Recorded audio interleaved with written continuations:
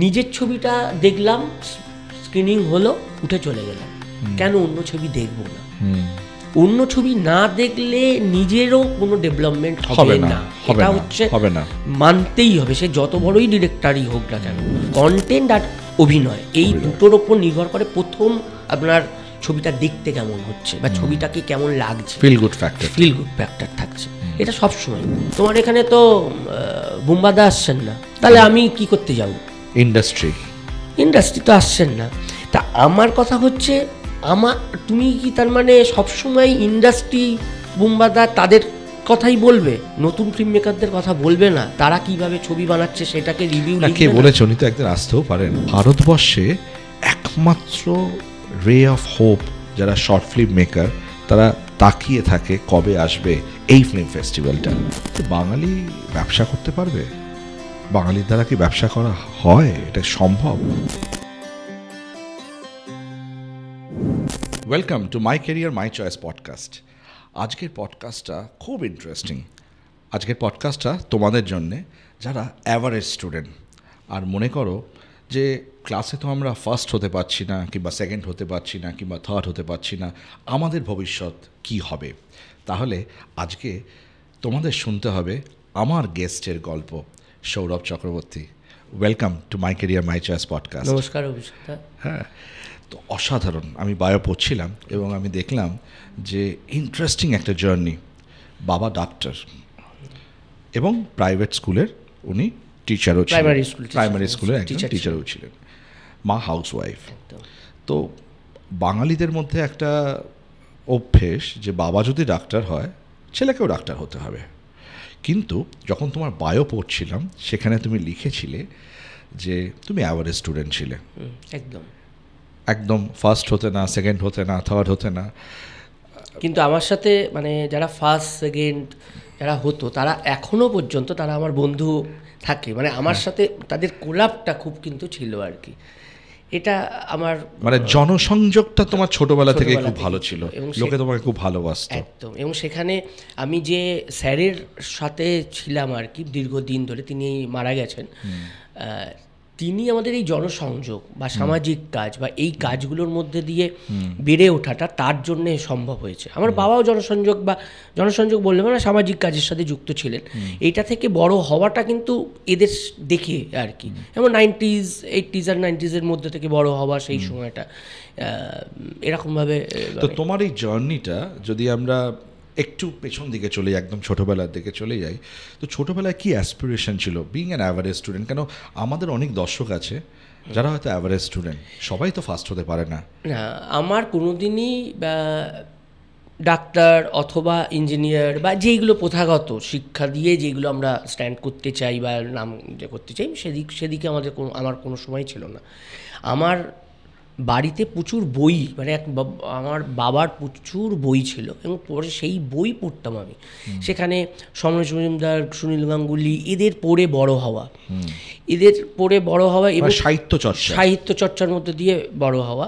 এবং তারপর আমি হচ্ছে আর কি মাল্টিমিডিয়া কোর্স করি। ওকে। কিন্তু তাহলেও যেহেতু আমাদের বাড়িতে পড়াশোনার চর্চাটা ছিল, পড়াশোনাটা করতেই হবে, সেটা করে তুমি যা কিছু করো। কিন্তু ওই জন্যে আমি এইচএসের পর বিকম এর সাথে সাথেই আমি ওই মাল্টিমিডিয়া একদম সবচেয়ে সেই সময়কার, তখন নতুন। এটা কোন সালে কথা? এটা 1999 থেকে শুরু হয়েছে, একদম ট্রেন্ড।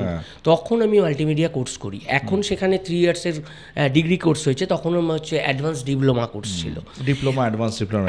এবং আমি কিন্তু এই যে প্রযুক্তিগত খাটনি, এটা কিন্তু আমি তার সাথে সাথে আমি হার্ডওয়্যার নেটওয়ার্কিং শিখেছি। তার সাথে সাথে আমার সবচেয়ে ফিল্ম জগতের জন্য আমি এডিটিংটা শিখেছি, ডিজিটাল এডিটিং তখন সবে আসছে, অ্যানালগ এডিটিং, একদম ফিল্ম কীভাবে জোড়া হয়, অডিও ফিল্মের সাথে আমাদের ভিজুয়াল ফিল্ম কীভাবে জুড়তে হয়, সেগুলো সব আমি তখন শিখতাম আর কি। এই দুটো একসাথে 2-3টে কোর্স করতাম। এবং মানে এই কোর্সগুলো তুমি সিলেক্ট করলে কেন? কেউ তোমাকে অ্যাডভাইস করলো না নিজে থেকে? না, আমার ওই ইচ্ছেটা একটা ছিল। আর আমি বিভিন্ন সেই সময় আইস স্কেটিং রিংয়ে কেরিয়ার ফেয়ারগুলো হতো, তো সেখানে যেতাম। বিভিন্ন সময়। তা গিয়ে আমার তখন মনে হলো যে আমি এগুলো করব, কিন্তু যেটা ভালো দিক আমার আমার যেটা সুযোগ হয়েছে, আমার বাবা মা কোনোদিন না বলেনি যে না এটা করিস না, সবসময় ইন্সপায়ার করো, কিন্তু তোমাকে প্রথাগত এটা করতে হবে, ট্র্যাডিশনাল শিক্ষাটা করতে হবে, ব্যাচেলর ডিগ্রিটা নিতে হবে। ব্যাচেলর ডিগ্রিটা যখন কমপ্লিট হলো তখন আমার অবভিয়াসলি আমি মাল্টিমিডিয়া কোর্সটাও কমপ্লিট হচ্ছে, ওখান থেকে আমি একটি জায়গায় আমি চাকরি শুরু করি, চাকরি জীবন শুরু হয়। কিন্তু চাকরিটা করতে গিয়েই বুঝলাম যে এইটা আমার জন্য নয় আর কি। কত বছর চাকরি করলে? আমি মাত্র 1.5 বছর চাকরি করেছি, মানে তাতেই আমার না বিশ্বাস উঠে যাওয়ার মতন এরকম ব্যাপারটা ছিল। মানে ভেতরে একটা এন্টারপ্রেনার এটা ছিল, এবং আমি চাইতাম যে আমি এমন একটা কিছু করব সেখানে আরও 10টা মানুষ উপকৃত হোক, বা তাদের সংসারটা যাতে চালাতে পারে, এমন একটা কিছু তৈরি করব আর কি। এবং কলকাতাকে ছেড়ে যাওয়ারও আমার অনেক সুযোগ এসেছিল, আমি কলকাতাকে ছেড়ে যেতে পারিনি।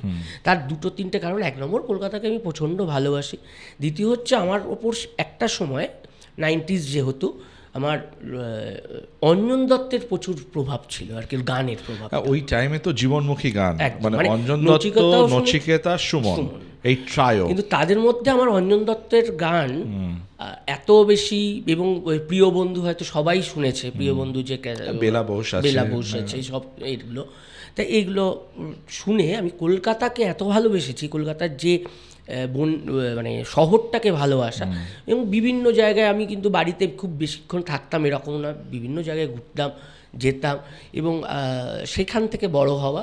তারপরে আমি মাল্টিমিডিয়া ওই চাকরির জীবনের ওই সময়টায় করার পরই আমার প্রথম কোম্পানি, আমরা একটা 3-4 জন বন্ধু মিলে একটা হার্ডওয়্যার নেটওয়ার্কিংয়ের কোম্পানি করি। সেটা 6 মাস 1 বছরের মতন ছিল।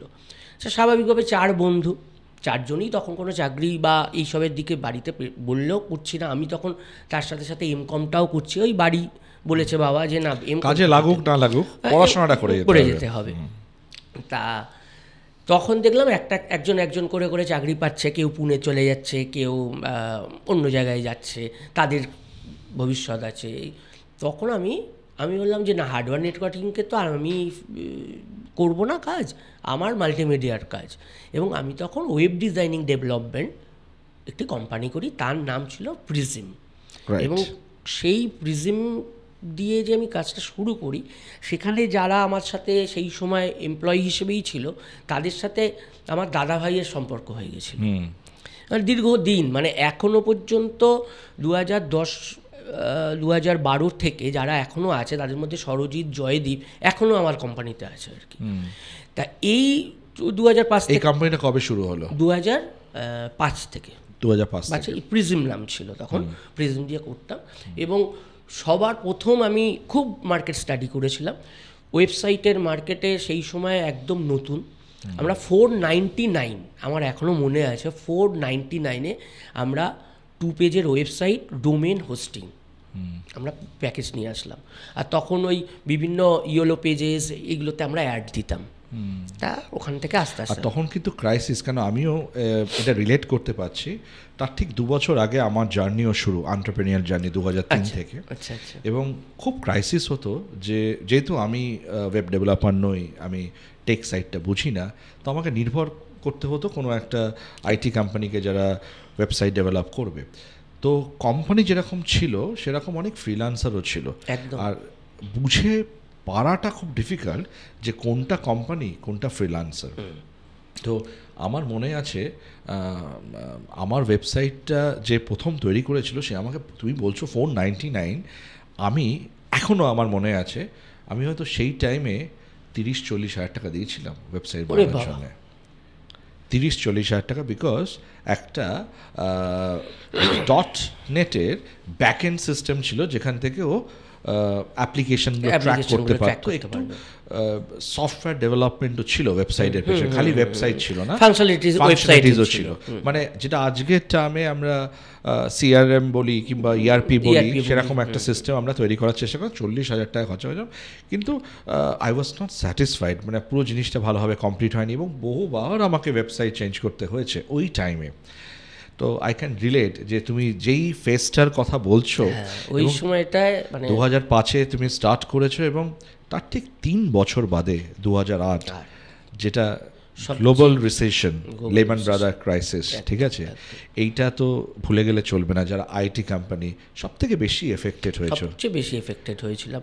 এবং সেই সময়টা আমি কি করব, মানে একটা নতুন করে তৈরি করছি, 3 বছর একটা বিজনেস দাঁড় করাতেই হয়তো 2-3 বছর লেগে যায়।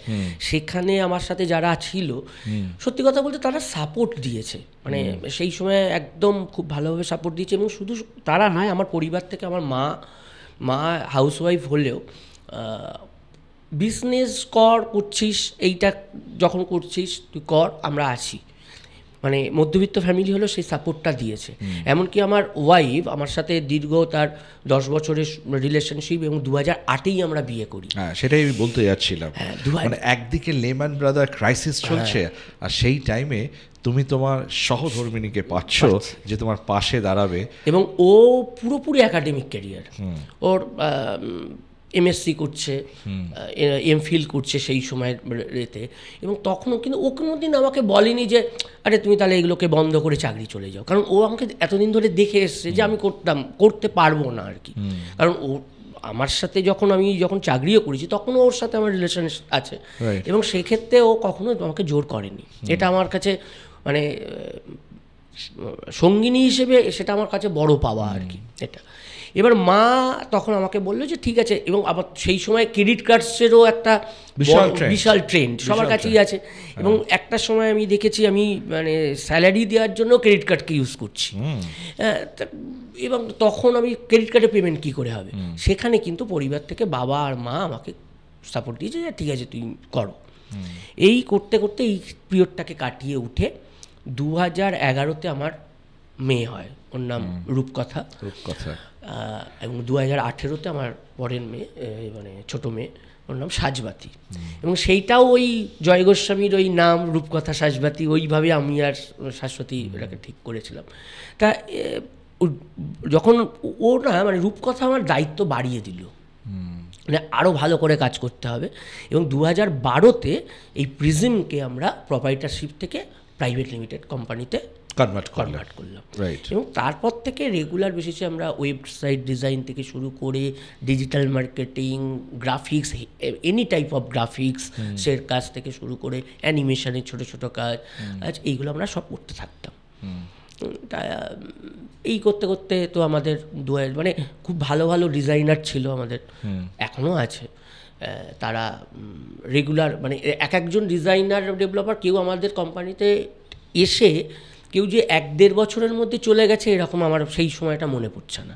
সবারই মিনিমাম জার্নি ছিল মানে 4 থেকে 5 বছর, এবং একজন 10-12 বছর, যেটা বললাম যে জয়দীপ বা সরজিৎ এখনও ওদের 13 বছর 12 বছর হয়ে গেছে আর কি, 14 বছরের কাছাকাছি সব এক একজন আছে। এবং তাদের সাথে পারিবারিক সম্পর্ক, সম্পর্ক, এবং তারা যে সবসময়ই যে স্যালারি বা এইগুলোকে নিয়ে কথাবার্তা আমরা বলেছি এরকমটা না, তারা ভালোবেসেই আছে। এইটার জন্য আমি নিজেকে খুব লাকি মনে করি আর কি। তো একটা আমিও বাঙালি, এবং আমি যখন ব্যবসা শুরু করেছিলাম তখন অনেকে বলেছিল যে বাঙালি ব্যবসা করতে পারবে, বাঙালির দ্বারা কি ব্যবসা করা হয়, এটা সম্ভব? তুমিও বাঙালি, আজকে তুমি বিজনেস করছো এবং তোমার অনেক বিজনেস আছে, আমরা একের পর এক আসবো। তো কি মনে হয় যে বাঙালি কি ব্যবসা করতে পারে? নিশ্চয়ই পারে, কেন পারবে না? তারা মানে আমাদের প্রফুল্ল রায় থেকে শুরু করে সবাই তো বাঙালি। প্রফুল্ল রায় হচ্ছে যে জিনিস আমাদের বেঙ্গল কেমিক্যাল দেখিয়ে গেছেন, তাহলে আমরা পারবো না কেন? কিন্তু আমাদের মধ্যে ওই একটা পিছু টান, মানে মধ্যবিত্ত ফ্যামিলির ক্ষেত্রে একটা পিছু টান থাকছে। তারা বলছে যে চাকরিটা করে নিলে একটা নিশ্চিন্ত জীবন করা যাবে, ইনভেস্টমেন্ট কিভাবে আসবে, এই ব্যাপারগুলো ছিল। আমাকেও অনেকে বলেছিল, আমি সবসময় এতক্ষণ যেগুলো বললাম ভালো, সবাই ভালো, আমি কি অন্য দিকটা পাইনি? আমিও পেয়েছি। আমি শুধু বাইরের লোকেদের কাছে নয়, আমার পরিবারের মধ্যেও অনেকের পেয়েছি। কিন্তু তারা পরিবারের আত্মীয় স্বজনের মধ্যে বিজনেসটা করছিস, দেখিস কীরমভাবে করতে নিয়ে যাবে, কিরমভাবে হবে, চালাতে পারবি কি না, খুব কিন্তু ট্রাভেল। এবং আমি নিজে সেই সময় ঘন্টার পর ঘন্টা বিভিন্ন মানে বৈঠকখানা থেকে শুরু করে প্রেসের থেকে যখন ডিজাইন হতো কি কালার, মানে আমার কাছে ছিল হচ্ছে আমি যখন সার্ভিসটা দিচ্ছি সেখানে কোয়ালিটিটা দিতে হবে আমাকে। এবং আমাদের ডিজাইনারদের আমি বলতাম যে চোখ তৈরি করো যে ডিজাইনে, মানে আমি বাইরের যে ক্লায়েন্ট আমাদের ছিল, আমার যেহেতু ইউএসএ বেসড ক্লায়েন্ট অনেক ছিল, অস্ট্রেলিয়া বেসড ক্লায়েন্ট এখনও আছে, তারা যখন কাজ দিত তাদের মডিফিকেশানগুলো সূক্ষ্ম মডিফিকেশান, মানে একটা ডট পড়েনি তাতেও তার পরের দিন একটা মডিফিকেশান পাঠাচ্ছে। এবং এটাতে আমি বলতাম তোমরা কিন্তু এই যে মডিফিকেশান দিচ্ছে তার মানে তুমি কিন্তু হুডরে বলবে, তার কারণ হচ্ছে সে তোমারটা কাজ পছন্দ হয়েছে, তুমি মডিফিকেশান দিচ্ছে। আর যখন তোমাকে প্রথমেই রিজেক্ট করে দিচ্ছে তখন কিন্তু আর সে আর কাজ তুমি পাচ্ছ না। খুব পারফেকশনিস্ট। হ্যাঁ, একদম খুব পারফেকশনিস্ট। এবং ওই ডটগুলো করতে গিয়ে মানে আমরা ফাইলিং করতাম, মানে মক 1 দিলাম, তারপরের দিন মক 1 MD1, মানে মডিফিকেশান 1, মডিফিকেশান 2, এরমভাবে আমাদের ফাইল স্ট্রাকচারটা তৈরি করতাম। এবং এইটা করতে করতে ওরাও এই মুহূর্তে এসে এই যে এখন এত কিছু হয়ে গেছে, এত টুলস হয়ে গেছে, ওদের না চোখ, স্যার এটা এখনও হচ্ছে না, এটা আর একটু ভালো করুন। আমি এত টাইম দেওয়া যাবে না, না তাহলে এটা কীভাবে দেবো, মানে ওদের কাছেও স্যাটিসফ্যাকশান আর হচ্ছে না কাজ করে, মানে সময়টা লাগছে। এই যে ব্যবসাটা তোমার শুরু হলো জার্নি, যেটা 2012-তে প্রাইভেট লিমিটেড হয়ে গেল এবং তুমি গ্লোবালি কাজ করতে শুরু করলে, তো একদম লোয়েস্ট পয়েন্ট এই বিজনেসটায় কোনোদিন এসছে? খুব লোয়েস্ট পয়েন্ট যেখানে মনে হয়েছে না এবার ছেড়ে দিই, এরকম? হ্যাঁ, মানে এরকম এসছে, মানে এই এসছে তো বটেই, সেরকম হয়েছে যে এবার ছেড়ে দিয়ে আমি কনভার্ট করতেও হয়েছে। মনে করুন ডিজিটাল মার্কেটিংটা ফেসবুক তো 2010-এ এসছে, আর তার আগে অর্কুট। তা তখন তো ডিজিটালি, এবং তখন ফেসবুক যখন এসছে তখন নিজেদের পার্সোনাল প্রোফাইলগুলো হতো, এই যে পেজ তৈরি করা, সেখান থেকে ডিজিটালি প্রমোট করা যাবে। ইউটিউবও অত মানে এখনকার মতো করে ডিজিটালাইজ হয়নি, জাস্ট শেয়ারিং, ভিডিও শেয়ারিংয়ের জায়গা। তা যখন ডিজিটাল মার্কেটিং এসছে সব জায়গায় যখন আছে, একটা প্ল্যাটফর্মের মাধ্যমে সঙ্গে সঙ্গে পৌঁছে যাচ্ছে এতগুলো মানুষের কাছে, তখন আমাদেরও কনভার্ট করতে হচ্ছে। আমাদের পেপার অ্যাড বা যেগুলো হোর্ডিং, সেখান থেকে ডিজিটালে কনভার্ট করতে হয়েছে। আমি এইটাই বলতাম বা নিজেকেও করতাম যে আমি তো ডিজাইনার, ওয়েব ডিজাইন অথবা গ্রাফিক্স ডিজাইন বা ক্রিয়েটিভ ডিজাইনার, আমার ক্যানভাস সাইজ যাই হোক না কেন ডিজাইনটা আমাকে করে দিতে হবে তার মতো করে। সেইভাবে আমি আমার অফিসেরও ছেলেদের বা মেয়েদের আমি একটা হোর্ডিং হোক কিংবা একটা হাফ পেজ নিউজপেপার হোক কিংবা একটা রিল ফরম্যাটে যাক, এটা হচ্ছে ক্রিয়েটিভিটি। এইবার আমি সেখান থেকে ওয়েবসাইট থেকে আমি গ্রাফিক্সে যাচ্ছি, ডিজিটালে যাচ্ছি, সেটা যেই প্ল্যাটফর্মই হোক না কেন, আমার কনসেপ্টটা হচ্ছে আমি ডিজাইন করে, মানে ক্লায়েন্ট যেটা আমাকে চাইছে সেইটাকে আমি তাকে স্যাটিসফাই করব, এটা হচ্ছে আমার কাজ। তো আজকে তোমার মানে বিজনেস কতগুলো দেশের সঙ্গে কাজ করছে এই মুহূর্তে? আমরা মানে মূলত ইউএসএ, ইউকে আর অস্ট্রেলিয়া। আর ইন্ডিয়াতেও তো অবশ্যই আছে, প্যান ইন্ডিয়া বিশেষ ক্লায়েন্ট আছে। আচ্ছা, এবার আমরা নেক্সট ফেজে যাচ্ছি। তো তুমি তো একটা ব্যবসাতে সন্তুষ্ট হলে না, অনেকগুলো ব্যবসা করলে, তো নেক্সট বিজনেস কি করলে এবং কেন এই বিজনেসটায় আসলে? এটা ঠিক বিজনেস বলা যায় না। প্রথম একটা ইনিশিয়েটিভ নিয়েছিলাম হচ্ছে এই করোনা পিরিয়ডে। এই করোনা পিরিয়ডে, এটার আগে আমি বলছি প্রিজমের একটা সময় গিয়ে ওই করোনা পিরিয়ডে যখন সব বন্ধ, অফিস কিভাবে আসবো, সব ওয়ার্ক ফ্রম হোম হয়েছে, এবং তারাও সাপোর্ট করেছে, আমিও তাদের যতটা পেরেছি সাপোর্ট করার চেষ্টা করেছি। এই জায়গাটায় ভাবলাম যে আর কি, মানে একটা সময় হয় না যে মানে করোনার যেই সময়টা একের পর এক ভেরিয়েন্ট আসছে, যে আর কি খুলবে, কবে খুলবে, কীরকম। এবং গ্লোবালি আমাদের যেটা সবচেয়ে স্ট্রেংথ ছিল, বাইরে থেকে কাজ আসতো রেগুলার বেসিসে, তারা সব কোম্পানি বন্ধ করে দিল। ওরা কিন্তু অনেক আমাদের মতন অত ভাবে না, এই কাজ হলো না এখন স্টপ, আবার যখন হবে দরকার হলে নতুন করে নেবো, নতুন নাম দিয়ে করে নেবো, এরকম ওদের মোটিভ আর কি। তা অনেকেই আমাকে বলতে শুরু করলো এখন আমি আবার কাজ করবো না, এখন সব বন্ধ থাকছে। তা আমার তো মানে সত্যি কথা বলতে তখন আমি কী করবো। তো এই করতে করতে সেই সময় ফেসবুক আর এইগুলোতে আমাদের পুরনো বন্ধুরা, যখন আমি মাল্টিমিডিয়া শিখেছি বা এডিটিং শিখেছি, সেই ফিল্মের কিছু লোকজন, এবং এখানেও দেখলাম যে শুধু আমার একার নয়, এদেরও ক্রাইসিস। এরা তাদের ছবিগুলো তৈরি করে সব সিনেমা হল, সব ফেস্টিভ্যাল সব বন্ধ, এরা কোথায় দেখাবে? তা আমাকে তখন বললো যে এরকম কি করা যায়, কোনো প্ল্যাটফর্ম যেখানে অন্তত বাড়িতে বসেই দেখতে পাবো। তা তখন আমি আমার টিমকে দিয়ে আমরা ফিল্ম জোন আমরা তৈরি করলাম। ফিল্ম জোনটা তৈরি করে ওখানেই আমরা ওদের শর্ট ফিল্মগুলোকে, আমরা শর্ট ফিল্মটাকে নিয়ে করলাম। আমার সাথে বেশ কিছু ইন্ডিপেন্ডেন্ট ফিল্ম মেকারদের যোগাযোগ ছিল। আমরা প্রথম 21 সালে আমরা international Kolkata short film festival করলাম, এবং 3 দিন ব্যাপী পুরোটাই অনলাইনে। আর একদিন আমরা শুধু অ্যাওয়ার্ড সেরেমনি বা ক্লোজিং সেরেমনি যাই বলেন, সেটা আমরা শুরু করলাম। তারপর সেখানে বেশ কিছু ছবি দেখানো হলো, কিন্তু যখন আস্তে আস্তে আবার ওভারকাম করলাম, করোনা পিরিয়ড থেকে বেরোলাম, এই প্ল্যাটফর্মটা তো আমার থেকে গেল। আমরা ওই জন্য এখনও পর্যন্ত হাইব্রিড ফেস্টিভ্যাল বলি, অনলাইন। এইটাকে আমরা বিজনেস বলছি না, এটা একটা বলছি কমিউনিটি বিল্ড আপ করছি। যারা শর্ট ফিল্ম মেকার, হ্যাঁ, তাদেরকে একটা প্ল্যাটফর্ম দেওয়া যাতে তাদের ছবিটা রেকগনাইজেশন পায়। কিন্তু এই যে তোমার ইনিশিয়েটিভটা যেটা তুমি নিলে 2021-এ, আজকে তো সেটা একটা বিশাল আকার নিয়ে নিয়েছে, এবং ভারতবর্ষে একমাত্র রে অফ হোপ যারা শর্ট ফিল্ম মেকার, তারা তাকিয়ে থাকে কবে আসবে এই ফিল্ম ফেস্টিভ্যালটা। তো এই যে অ্যাচিভমেন্টটা হলো, এখন আমি কথা বলছিলাম তোমার সঙ্গে, তুই বলছিলে 300-350-র ওপর শর্ট ফিল্ম অ্যাপ্লিকেশন পড়ছে, যেটা এবছর আছে 2026 সালে। তো এইটার বিষয়ে একটু বলো যে কীভাবে তোমরা এটাকে শর্টলিস্ট করছো এবং কি প্রসেস। মানে অনেক ক্রিয়েটার, এখন তো ক্রিয়েটারের যুগ, ক্রিয়েটারের যুগ, তো অনেকে আছে যারা হয়তো ক্রিয়েট করছে কিন্তু জানে না কিভাবে আমরা এটাকে কোনো ফেস্টিভ্যালে নিয়ে যেতে পারবো। তো এটার প্রসেস কিভাবে হয়? হ্যাঁ, এবার এইটার প্রসেসের ক্ষেত্রে যেটা হয়েছিল, প্রথম বছর আমরা কোনো সাবমিশন ফিস রাখিনি। ওকে। এবং আমরা পুরোপুরি একটা এক্সপেরিমেন্টাল জায়গা থেকে করেছিলাম। তা সে বছর আমাদের হঠাৎ করে দেখলাম, মানে এতটাই ক্রাইসিস ছিল, 3,500 ছবি জমা পড়েছিল। ও মাই গড, 3,500! 3,500 মানে 2021-এর যে এডিশন আমাদের, 3,500 এত ছবি আমরা দেখবো কী করে, আর কী করে ফিল্টারিং করব। তা তখন আমাদের সাথে যারা যুক্ত হতে শুরু করলেন 2022। এটা তো নিশ্চয়ই ভারতবর্ষ থেকে না, বাইরে থেকে, ইন্টারন্যাশনালি তো, এবং বিভিন্ন, এবং তখন 28টা দেশ থেকে জমা পড়েছিল।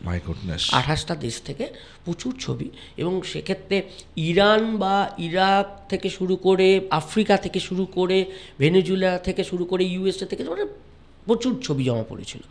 এবার তাও সেখান থেকে আমরা দেখে আমরা অনলাইন ফেস্টিভ্যালে 3 দিনের মতো করে একটা করলাম। তারপর আমাদের কাছে আমরা পেলাম হচ্ছে অর্ঘ্যকমল দাকে, জয়াদিকে, রিঙ্গদাকে। এরা আমাদের বলল প্রথম থেকে, মানে আমাকে, এইটা আমার কাছে খুব, আমি নিজেকে খুব লাকি মনে করি যে এনাদের ছত্রছায়ায় আমি গ্রো আপ করতে পেরেছি এই ফেস্টিভ্যালটাকে নিয়ে। এনারা বললেন যে তোমরা মিনিমাম একটা কোনো রেজিস্ট্রেশন ফিস রাখো। ওই রেজিস্ট্রেশন ফিস 2022 থেকে আমরা রাখাতে আমাদের দেখা গেল সেটা 350-400-র মতো ছবি আসলো। ফিল্টারটা অনেক কম হলো, এবং এর মধ্যে থেকেও আমরা, যেটা আমাদের ফেস্টিভ্যালের যেটা মোটো, যে আমরা এই যে ছবিগুলো কেন জমা দিচ্ছে ফিল্ম মেকাররা, তারা যাতে একটা বড় স্ক্রিনে দেখাতে পারে মানুষজনকে। তা সেই ক্ষেত্রে আমরা তখন চেষ্টা করছি যে আমরা যেই ছবিগুলো সিলেক্টেড হচ্ছে, অফিসিয়াল সিলেক্টেড, সবাইকে আমরা স্ক্রিনিং করানোর চেষ্টা করছি। তারপর তার মেরিট ওয়াইজ নমিনেশন পাচ্ছে, অ্যাওয়ার্ড পাচ্ছে, সেটা তো অ্যানাদার প্রসেস। কিন্তু যারা সিলেকশন করছে, একেবারে মিনিমাম আমাদের যে রিকোয়ারমেন্ট, যে সাবটাইটেল থাকতে হবে, একেবারে গল্পটা কন্টেন্ট থাকতে হবে, একেবারে খুব বাজে অভিনয় কিছুই করার নেই, সেগুলো প্রথম আমাকে তো ফিল্টার করে বাদ দিতেই হচ্ছে। এই জায়গাটা থেকে আমরা করলাম, এবং তারাও একটা নমিনেশন ফি, মানে অ্যাপ্লিকেশন ফিস দিচ্ছে মিনিমাম। এরকম কোনো রিয়াকশন এসছে কি যে আমি তো অ্যাপ্লিকেশন ফিস দিলাম, আমারটা নেওয়া হলো না কেন? সবসময় ওইটাকে কিভাবে তোমরা এনকাউন্টার করতে? সেটার কাউন্টারটা হচ্ছে যে আপনার ছবিও খুব ভালো, কিন্তু কারুকে তো ফার্স্ট সেকেন্ড থার্ড তা আপনার আগেও গেছে, আপনি আসুন, সবার আগে আপনি আসুন, ফেস্টিভ্যালে দেখুন কেন আপনারটা বাদ গেছে, আপনি নিজে বুঝুন। রাইট। এবং এটা একটা খুব প্রবণতা আমি এত বছরের ফেস্টিভ্যাল জার্নিতে আমি দেখেছি, আমি আর আমার ওয়াইফ বারবার বলি, মানে ফেস্টিভ্যাল ডিরেক্টর শাশ্বতী, যে নিজের ছবিটা দেখলাম, স্ক্রিনিং হলো, উঠে চলে গেলাম, কেন অন্য ছবি দেখবো না? অন্য ছবি না দেখলে নিজেরও কোনো ডেভেলপমেন্ট হবে না, এটা হচ্ছে মানতেই হবে, সে যত বড়ই ডিরেক্টরই হোক না কেন, এবং যে যত বড়ই অ্যাক্টর হোক না কেন, তাহলেই তো বুঝতে পারবে যে কেন হলো। এরকম প্রশ্ন আমাদের ডাইরেক্ট করেনি, কিন্তু বাইরে থেকে হয়েছে।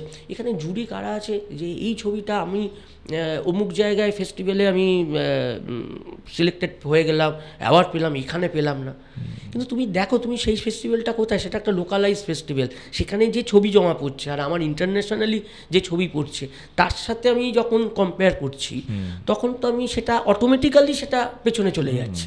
ছবিটা ভালো, একটা ইন্টিগ্রিটি তো রাখতে লাগবে, নাহলে তো মুশকিল, একদমই কোয়ালিটিটা মেইনটেইন করা যাবে না। একদমই।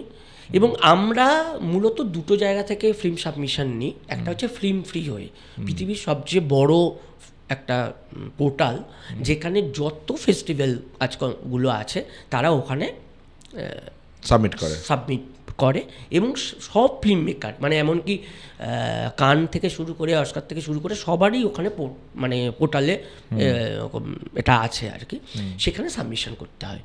এবং সেইখান থেকেই আমরা ছবিগুলোকে পাই ইন্টারন্যাশনালি। ন্যাশনাল কিছু মানুষজনের জন্য, বিশেষ করে ইন্ডিপেন্ডেন্ট ফিল্ম মেকার স্টুডেন্টরা, তাদের তো ক্রেডিট কার্ড সেরকম থাকে না, ডেবিট কার্ড থাকে, ইউপিআই এখন হয়েছে, তাদের জন্য আমরা ওয়েবসাইটের থ্রু দিয়ে সাবমিশনটা নিচ্ছি, কারণ তাতে সুবিধা হয়, কারণ ইন্টারন্যাশনাল ক্রেডিট কার্ড ছাড়া ফিল্ম ফ্রি হয়ে মানে সাবমিশন হোস্টিং স্পেস তো অনেক রাখতে হয়েছে।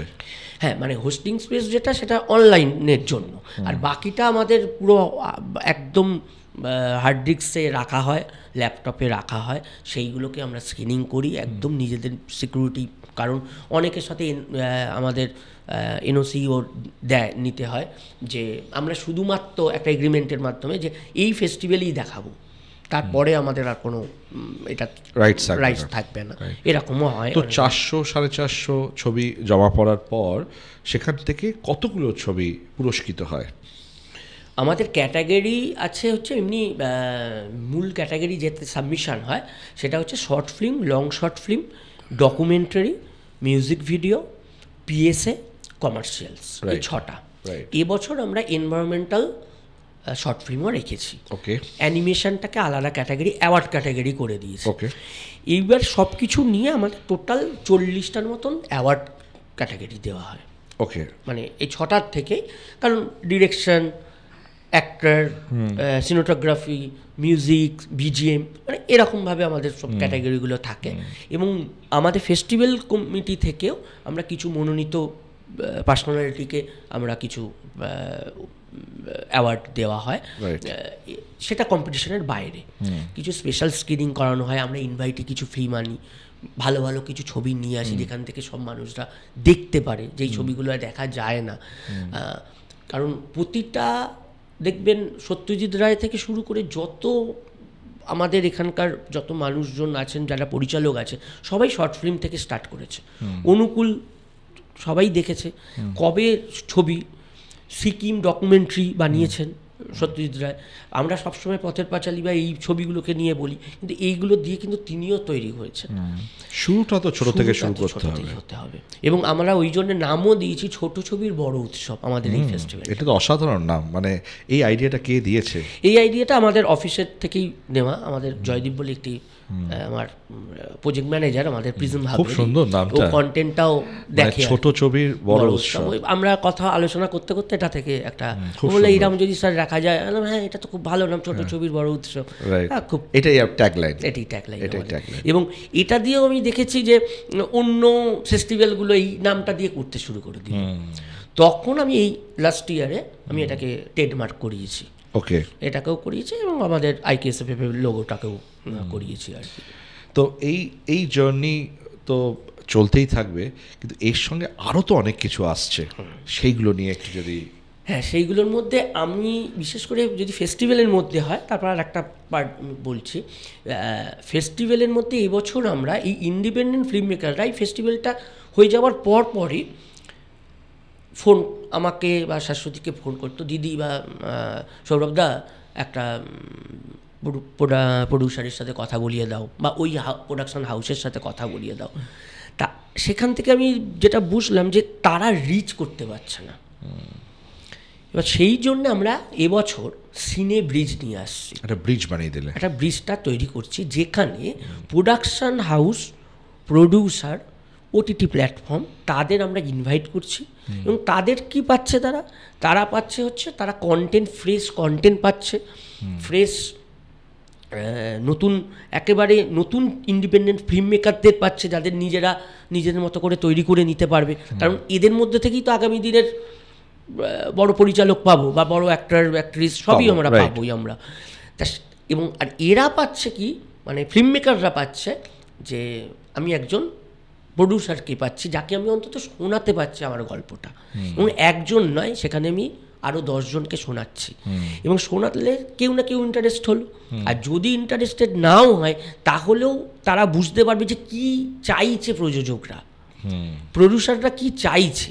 সেটা তো আমাকে বলে হবে না, কারণ আমি যদি বলিও, অমুক প্রযোজক আমাকে বলবে সৌরভ আমাকে তো বাণিজ্য দিকটা দেখতে হবে, আমাকে তো বিজনেস করছি, সে তো বিজনেস করছে, টাকাটা কজনকে এন্ডোর্স করবে, করবো, মানে তুমি 200 জনকে তো এন্ডোর্স করতে পারবে না, আর সবার দায়িত্ব তো তুমি নিতে পারবে না। তুমি একটা প্ল্যাটফর্ম তৈরি করতে পারো। ওই প্ল্যাটফর্মটাই আমি একদমই ঠিক, এই সিনেব্রিজটা একটা প্ল্যাটফর্ম। এবং এইটা ইন্সপায়ার্ড বাই, আমরা ইফিগোয়াতে দেখবেন ফিল্মি বাজার বলে ওরা তৈরি করে। অত বড় করতে পারবো না আমরা, আমাদের ক্যাপাসিটির মধ্যে একটা ছোট করে শুরু করছি। তো এই তোমার এই ছোট ছবির বড় উৎসব কবে আসছে? আগামী জানুয়ারি মাসে। প্রতি বছর আমরা জানুয়ারিতে করি। এবছর 20 জানুয়ারি থেকে 25শে জানুয়ারি প্রথম 3 দিন আমরা বিভিন্ন ইউনিভার্সিটির সাথে টাই আপ, মৌ স্বাক্ষর আছে, যেমন তার মধ্যে অ্যাডামাস ইউনিভার্সিটি, বারাসাতে, এসি নিউ বা নিউ টাউনে, এবং কলকাতা ইউনিভার্সিটি। এইগুলোকে মিলিয়ে আমরা স্ক্রিনিং করাবো, মাস্টার ক্লাস করাই, এবং আমরা সেমিনারও করাই বেশ কিছু। আর স্ক্রিনিংটা তো থাকছেই তার সাথে। তো সব সিনেমা তো স্ক্রিন হবে না, যারা অফিসিয়াল সিলেক্টেড হবে আমাদের এখানে, কতজন? আমরা আগের বছর করেছিলাম 220 জনকে, 220 জন, এবং 220টা ছবি আমরা দেখাই। এটাও কিন্তু আমাদের ফেস্টিভ্যালের বৈশিষ্ট্য। সব ফেস্টিভ্যালে, প্রচুর ফেস্টিভ্যাল হয় আমাদের, এখানেও নতুন নতুন ফেস্টিভ্যাল হচ্ছে, তারা হয়তো এটা ইভেন্টের মতো করে দেখছে, কিন্তু আমরা এটা ইভেন্টের মতো করে দেখি না। আমরা এটাকে একটা কাজ মনে করি, আমাদের এটা একটা দায়িত্ব মনে করি, যে এইখান থেকে ছবিগুলো তারা যে বানাচ্ছে তাদের একটা প্ল্যাটফর্ম দেওয়ার চেষ্টা করি। তাদের ছবিগুলোকে কেন তারা মানে তারাও তো সাবমিশন করছে, ঠিক কথাই। ছবির যদি কন্টেন্ট থাকে তাহলে সেই ছবিটা দেখুক না, তবে তো সে তো ইন্সপায়ার হবে আর একটা ছবি বানাবে। হ্যাঁ, একদম। কন্টেন্ট আর অভিনয়, এই দুটোর ওপর নির্ভর করে প্রথম আপনার ছবিটা দেখতে কেমন হচ্ছে, বা ছবিটাকে কেমন লাগছে, ফিল গুড ফ্যাক্টর থাকছে। এটা সবসময়, এটা আমরা যখন এমনি সিনেমা হলেও যাই তাই করি। আমরা হয় অ্যাক্টর অ্যাক্ট্রেসকে দেখে করি, আর নয়তো গল্পটা দেখে আমরা যাই, মাউথ পাবলিসিটির মাধ্যমে যাই, গল্পটা দুঃখর হয়েছে, এটার জন্যই যাচ্ছি। তো এই সিনে ব্রিজ যেটা তৈরি হচ্ছে, এটা তো প্রথম ইয়ার হবে সিনে ব্রিজের জন্য, আর কি পরিকল্পনা আছে? তা যেটা বলছে, হ্যাঁ এটা তো আসছি, 23, 24, 25শে জানুয়ারি আমাদের রোটারি সদনে হবে, টানা 3 দিন। তার মধ্যে 24 তারিখ সিনে ব্রিজ। এছাড়া আমরা যেটা করছি যে শর্ট ফিল্ম মেকারদের জন্যে, তারা তো এখনও দেখবেন ওটিটিতে ওয়েব সিরিজ হচ্ছে, এমনকি সিনেমাও অনেক সিনেমা হচ্ছে, যেই সিনেমাগুলোতে 4টে গল্পকে নিয়ে একসাথে, চতুষ্কোণ যদি দেখেন 4টে গল্প একসাথে, ছোট ছোট গল্প, কিন্তু কেউ শর্ট ফিল্ম করার সাহস পাচ্ছে না। তা সেখানে বেশ কিছু প্রযোজক এগিয়ে এসছে, তার মধ্যে অনিমেষ গাঙ্গুলি, শুভ জারিয়া বলে একটি ছবি তৈরি করেছে সুমন মৈত্র পরিচালনায়। সুমন মৈত্র আমাদের সাথে আছে, নাট্য ব্যক্তিত্ব আমাদের সাথে ফাল্গুনী চট্টোপাধ্যায়, অশোক রায়, তারা আমাদের সাথে আছেন। তারা যে এগিয়ে আসছেন, এটা আমাদের কাছে আমরা খুব ইন্সপায়ার্ড, এবং আমাদের পাশে দাঁড়াচ্ছেন। এই ফেস্টিভ্যালটা করে এগিয়ে নেওয়া যাওয়ার জন্য। এবার এই ছবিগুলো যদি একটা প্রযোজক এগিয়ে আসে, দুটো প্রযোজক এগিয়ে আসে, তাহলে কিন্তু এরাও সাহস পাবে যে শর্ট ফিল্মটাও আমরা করতে পারি। কারণ আমি মনে করি আমরা তো আগে টেস্ট ক্রিকেট দেখতাম, সেখান থেকে ওয়ানডে 50 ওভার, তারপরে T20, এবং আমাদের এখনকার মানুষের হাতে সময় খুব কম। আগামী প্রজন্মের কাছে তো সময় একদম কম, যে যার নিজের প্রাইভেসি মেনটেন করে নিজের মোবাইলে দেখতে চাইছে, তাহলে কেন OTT শর্ট ফিল্মের জন্য জায়গা রাখবে না? এমনকি এটাও আমরা রেখেছি, অনেক OTT আছে, সাউথে তো খুব ভালোভাবে আছে, এবং সাউথে সবচেয়ে ভালো, আমাদের এখানে বাইরের দেশে তো আছেই, সাউথে মানে রিলিজও করে শর্ট ফিল্ম হলে। আমাদের এখানে কিন্তু এখনো সেইভাবে হচ্ছে না। সেইটা যদি হতে পারে না, যে আমি বলছি যে সিঙ্গেল স্ক্রিন হোক, মাল্টিপ্লেক্স হোক, যদি সকালের দিকেই 2 ঘন্টার একটা স্লট রাখুক, যে 4টে করে আমরা ছবি বা 6টা করে ছবি শর্ট ফিল্ম দেখাবো, দেখুন কত ভালো কন্টেন্ট আসে। এমনি যা ছবি হচ্ছে তার থেকে অনেক ভালো কন্টেন্ট, আমি একদম চ্যালেঞ্জ নিয়ে বলতে পারি, এত ভালো ভালো কন্টেন্ট আছে। সাউথের যদি কিছু ছবি আপনাকে আমি দেখাতে পারি, আমাদের বিগত ফেস্টিভ্যালগুলোতে সাবমিশন হয়েছে, এত সুন্দর সুন্দর গল্প, কন্টেন্ট, আর কি সাবলীল অভিনয়, একটা বাচ্চা ছেলেগুলোর, আমাদের চিলড্রেন অ্যাক্টর হিসেবে তাদের দেওয়া, মানে অ্যাওয়ার্ড দিয়েছি আমরা, এত সাবলীল অভিনয় পারে না, কে বলল? তাদের সুযোগের জায়গা নেই, এবং সেই চেষ্টাটাই করছি, যে আমি একটা প্ল্যাটফর্ম তো চেষ্টা করছি। কারেক্ট।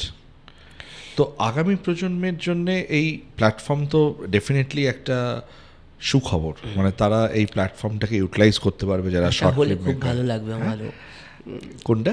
মানে এই প্ল্যাটফর্মে যদি তারা উপকৃত হতে পারে, তাহলে আমাদের হবেই। বিকজ আগামী প্রজন্ম, আমার যেটা ধারণা, সেটা হচ্ছে যে আমরা প্রথমে তো টেলিভিশনে আমাদের ছোটবেলায় ওই শনি রোববার করেই সিনেমা আসতো, তারপরে আস্তে আস্তে আস্তে আস্তে যখন ছবি আসলো, তারপরে মেট্রো চ্যানেলগুলো ঢুকলো, আগে তো দূরদর্শনই ছিল আমাদের কাছে একমাত্র উপায় এন্টারটেনমেন্টে, আর এখন তো OTT থেকে শুরু করে সব কিছু একত্রিতভাবে চলে এসছে আমাদের সঙ্গে, আমরা সবাই এনজয় করছি। কিন্তু সিনেমাটা কিন্তু এখন মোবাইলের মধ্যে চলে এসছে, সবাই কিন্তু যা কন্টেন্ট অ্যাবসর্ব করছে সেটা কিন্তু সবাই মোবাইল থেকে অ্যাবসর্ব করছে, এবং একটা ছবি যখন বড় পর্দায় আসছে, তার 6 মাস 7 মাসের মধ্যে দেখবেন মোবাইলেও চলে আসবে, বাণিজ্যিক কারণ, সেটা তারা পয়সাটা তুলবে কোথা থেকে, সেইখান থেকে চলে আসছে। তো যেরকম শর্ট ফিল্মটা নিয়ে তুমি করছো, তো আগামী দিনে কি আমরা দেখতে পাবো যে তুমি একদম মেইন স্ট্রিমের যে কমার্শিয়াল সিনেমা কিংবা আর্ট ফিল্ম? আমি সত্যি কথা বলতে কি, আমি শর্ট ফিল্মটাকে নিয়েই থাকতে চাইছো, কারণ শর্ট ফিল্মটাই আগামী দিনের ভবিষ্যৎ, এবং আমি সেই জন্য আমি নতুন করে একটি চ্যানেল তৈরি করছি, এবং সবাইকেই সেটা বলছি যে শর্ট ফ্লিক্স বলে, সেখানে শুধুমাত্র লং শর্ট ফিল্ম আর মিউজিক ভিডিও থাকবে। এই প্ল্যাটফর্মটা শুধুমাত্র ইন্ডিপেন্ডেন্ট ফিল্ম মেকার বা যারা শর্ট ফিল্ম মেকার তাদের জন্য থাকবে, ডকুমেন্টারি মেকার, একটা প্ল্যাটফর্ম থাকবে। ইউটিউব চ্যানেল করছি আমরা, এবং তাতে পৃথিবীর যে কোনো কোণা থেকে যে কোনো সময় সেটা দেখতে পাচ্ছে। এবং ইন ফিউচার আমার যেটা ইচ্ছে আছে, যদি পারি, আমাদের যদি সেই জায়গায় যেতে পারি, তাহলে আমরাও কিছু ছবি প্রডিউস করবো, বা জয়েন্টলি কারোর সাথে কাজ করলাম, ভালো গল্পর ওপর কাজ করবো, এইরকমভাবে আমাদের এগোনোর এটার পাশাপাশি আমরা সেদিকে যাব। আর তার সাথে আমাদের প্রিজম আছেই, প্রিজম তো আমাদের হার্টবিট।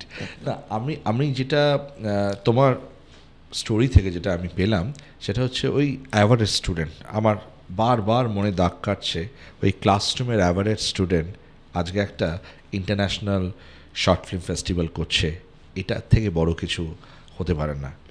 তো এই যে তোমার অ্যাচিভমেন্ট, ওয়াইফ তো ডেফিনেটলি তোমার সঙ্গে ছিল, বাবা মা কি বলে?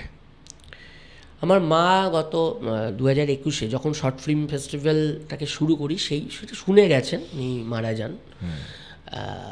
বাবা খুব আমাকে সাপোর্ট দিচ্ছে, যে এইটা খুব ভালো কাজ করছিস, একটা কিছু কাজ করছিস, সেইটা তার সাথে মানে আমার শ্বশুরবাড়ি বলুন বা আমার বাবা, এরা খুব সৎ মানসিকতায় তৈরি, এবং চাকরি করেছে নির্ভেজাল, সেইভাবে হয়েছে। এই যে আমরা একটা কাজ করছি না, আমাদের পাশে তারা আছেন, সাপোর্টটা পাচ্ছি। হ্যাঁ, কষ্ট হচ্ছে ফান্ড জোগাড় করা, কিভাবে আসবে। এর মাঝখানে বেশ কিছু আমরা শুনেছি, এই ফেস্টিভ্যালটা তোমরা আগে করো, তোমরা তো একটা অ্যাওয়ার্ড শো করছো। একদিন করেছি তো, তখন তো 6 দিনের প্রোগ্রাম ছিল না, মাস্টার ক্লাসও ছিল না, সেমিনারও ছিল না, কিন্তু তখন তো আমরাও নতুন, কোভিড পিরিয়ডে আমি কি করে করব, এরকমও শুনেছি। কিন্তু কিছু মানুষ, ওই যেই মানুষগুলো না থাকলে আমাদের হয়তো হতো না, তারা আমাদের বলেছে না সৌরভ তুমি করে যাও, ঠিক হবে। তাদের কিন্তু দূরদর্শিতাও আছে এবং তার সাথে আমাদের একটা জেদ চেপে গেছিলো যে না আমরা করব। এমনকি অনেক সাংবাদিকরাও আমাকে প্রচুর হেল্প করে, মানে মিডিয়া ছাড়া তো লোকের কাছে পৌঁছে যাওয়া এই মুহূর্তে সম্ভব নয়, তারা যেমন হেল্প করে। আবার এরকমও শুনেছি তোমার এখানে তো বুম্বাদা আসছেন না, তাহলে আমি কি করতে যাব, ইন্ডাস্ট্রি তো আসছেন না। তা আমার কথা হচ্ছে, তুমি কি তার মানে সবসময় ইন্ডাস্ট্রি বুম্বাদা তাদের কথাই বলবে, নতুন ফিল্ম মেকারদের কথা বলবে না? তারা কিভাবে ছবি বানাচ্ছে সেটাকে রিভিউ লিখবে না? বলেছে উনি তো একদিন আসতেও পারেন। হ্যাঁ, কারণ উনি কিন্তু উনি আমাদের প্রিজম হাব অনলাইন সলিউশনের একজন ক্লায়েন্ট, উনি আসতেই পারেন। উনি কিন্তু চান এই বেঙ্গলি ফিল্ম ইন্ডাস্ট্রিটাকে। আমাকে অনেকবার, আমি ব্যক্তিগতভাবে তার সাথে আমাদের যোগাযোগ আছে, যে এমনিতেই ওনাকে কেউ ইন্ডাস্ট্রি বলে না, উনি হচ্ছে ব্যাকবোন, এই ইন্ডাস্ট্রির একমাত্র ব্যাকবোন হচ্ছে উনি ছাড়া তো ইন্ডাস্ট্রি। এবং আমাদের উনি আসবেনও বলেছেন, আমাদের কথা দিয়েছেন। এবার দেখা যাক, আসলে ওনার শুটিং থাকে, বিভিন্ন কাজের ইনভলভমেন্ট থাকে। একটা সময় একবার তো আসার কথাও ছিল, ওনার শরীর খারাপ হয়ে গেছিলো, আমাদের জানিয়েছিলেন। উনিও আমাদের প্রিজমের সাথে যুক্ত, ওনার যে ইমেল সার্ভিস থেকে শুরু করে সবটা আমরা সাপোর্ট দিই, বিগত 10 বছর ধরে দিয়ে আসছি। তা আমরা জানি বুম্বাদা কি, কারণ বুম্বাদা চায় নতুন পরিচালকদের সুযোগও দেন, তার নিজের পরিচালক মানে প্রোডাকশন হাউস থেকেও অনেককে সুযোগ দিয়েছেন। তাই আমি সেইটাই বলি যে তিনি যখন চাইছেন, কিছু মানুষ এরকমও বলে যে ওনারা থাকলে করব, বা আমি যখন ঋতুদিকে বলেছি, ঋতুদি বলছে খুব ভালো কাজ করছো তোমরা। মানে এরা কিন্তু যারা বোঝেন, যারা কাজটা নিয়ে ভাবেন যে আগামী দিনে শর্ট ফিল্মটাও একটা জায়গা তৈরি হতে চলেছে, ভবিষ্যৎটা এইটাই। কারণ ফিচার ফিল্মগুলোও তো আগে আমরা 4 ঘন্টা দেখেছি, 3 ঘন্টা দেখেছি, কারণ একেবারে আমরা ছোটোবেলায় যখন মেরা নাম জোকার বা এইসব শোলে 2বার হাফ টাইম হয়েছে, কিন্তু আজকে অতক্ষণ মানুষের সময় আছে নেই তো, তো সেখান থেকে কমে এসছে। তো আর যখন তুমি প্রথমেই, আমি যখন বললাম সৌরভকে যে তোমার আর কি ব্যবসা আছে, ও আমাকে অবজেকশন জানিয়ে বলল এটা কিন্তু ব্যবসা নয়। যখন এটা তোমার ব্যবসা নয়, তোমার এটা একটা কমিউনিটি সার্ভিস, তুমি একটা পারপাস পেয়েছো জীবনে এবং সেটা নিয়ে তুমি এগিয়ে যাচ্ছ, তখন। আর আরেকটা বিষয় যেটা আমি টাচ করতে চাই, 2021-এ তোমার এই জার্নি শুরু হয়েছে এবং তুমি বললে যে তুমি সেই বছরই তোমার মাকে হারিয়েছো। তো মায়ের আশীর্বাদটা ওপর থেকে অ্যাজ অ্যান অ্যাঞ্জেল, এটা আমি খুব মানি, কারণ আমিও 2022-এ আমার বাবাকে হারিয়েছি। এটা আমার কাছেও একটা বিশাল বড় সাপোর্ট সিস্টেম। তো এটা তোমার মা থাকলে খুব খুশি হতেন, মানে মা আছেন পাশে তো অ্যাজ অ্যান অ্যাঞ্জেল। না হলে এই যে তোমার উদ্যোগটা, যেটা তুমি একটা কমিউনিটি সার্ভিস হিসেবে তৈরি করছো, এইটা মায়ের আশীর্বাদ আছে।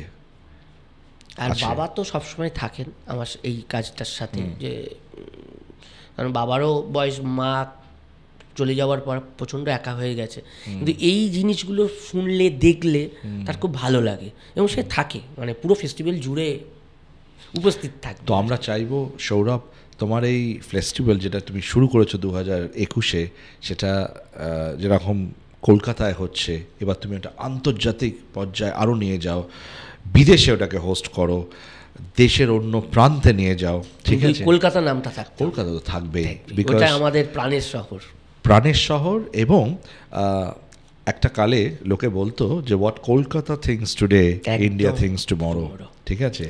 এইটা আমরা যারা বাঙালি এন্টারপ্রেনার, আমাদের তো এইটা নিয়ে এগোতে হবে। যতই লোকে বলুক যে কলকাতার কিছু হচ্ছে না এই শহরে, কিন্তু আমাদের বিশ্বাস রাখতে হবে আমাদের তিলোত্তমার ওপর, আমাদের এই শহরের ওপর। একদম, এটাই হচ্ছে আমাদের শহর। এই শহরের ইতিকথাটা এগিয়ে নিয়ে যাওয়াই হচ্ছে আমাদের কাজ, যেটা তুমি শুরু করে দিয়েছো। এবং তোমার সঙ্গে তোমার অনেক সহযাত্রী আছে যারা তোমাকে সাপোর্ট সিস্টেম দিচ্ছে, এবং আগামী দিনে তুমি আরও ভালো কাজ করবে। এবং আমি আশা করব তোমার এই ফেস্টিভ্যাল একদিন, তুমি তো বলছো বোম্বাদা, নিশ্চয়ই উনি আসবেন, ঠিক আছে, এছাড়া এর একটা ইন্টারন্যাশনাল লেভেলে যেন আরও বেশি রিকগনাইজেশন পায়।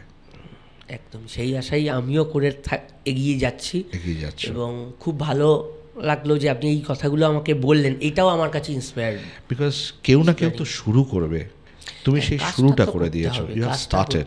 এত সমালোচনা করে লাভ নেই, নিজেকে কাজটা করতে হবে। সমালোচকের কাজই তো সমালোচনা করা, ওটা তো করবেই। যদি ওরা না সমালোচনা করে, এই নেই ওই নেই, এখানে ওই নেই সেখানে নেই, তার থেকে নিজে করি না, তাহলে তো দুটো মানুষ সুবিধা পাবে। তোমার থেকে কি সুবিধা পাচ্ছে সেটা আমাকে, তোমার থেকে দেখে যদি কেউ আরো একটা ফিল্ম ফেস্টিভ্যাল করে, করুক না, আরো তো 10, তাহলে তুমি ইন্সপায়ার করছো কাউকে। ইন্সপায়ার করছি, এবং ওই ছবিগুলো তো আরো 10টা মানুষ দেখতে পাচ্ছে। আমার ফেস্টিভ্যাল হয়তো আসতে পারিনি তারা, ওখানে হয়তো সেখানে গিয়ে তারা দেখে ফেলেছে, ছবিগুলো তো দেখা যাচ্ছে।